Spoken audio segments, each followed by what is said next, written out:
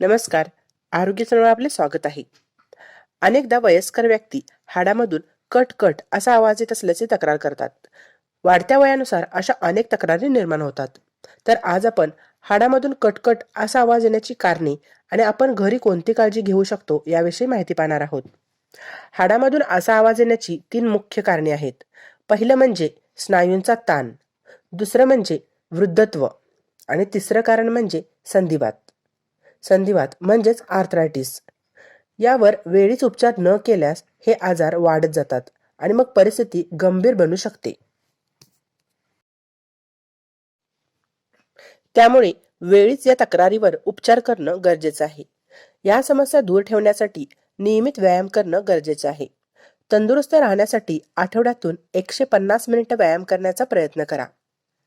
घरकाम, बागकाम किंवा चालणे, सायकल मारणे असे व्यायाम सुद्धा तुम्ही करू शकता. दीर्घकाळ एका जागी बसून राहणे टाळावे. जास्त वेळ एकाच ठिकाणी बसल्यामुळे शरीर आखडल्यासारखं होतं. त्यामुळे सुद्धा सांध्यातून असा कटकट आवाज येऊ शकतो. म्हणूनच शारीरिक हालचाल ही आवश्यक असते.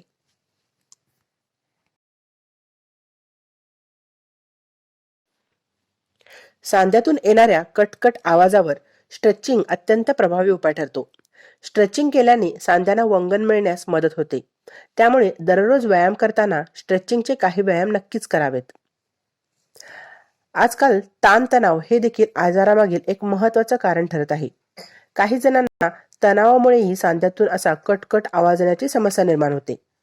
त्यामुळे तणाव दूर ठेवणं हे अत्यंत महत्त्वाचे आहे. यासाठी तुम्ही खोल श्वास घेणं, ध्यान करणं, स्ट्रेस बॉलचा वापर करणं असे उपाय करू शकता.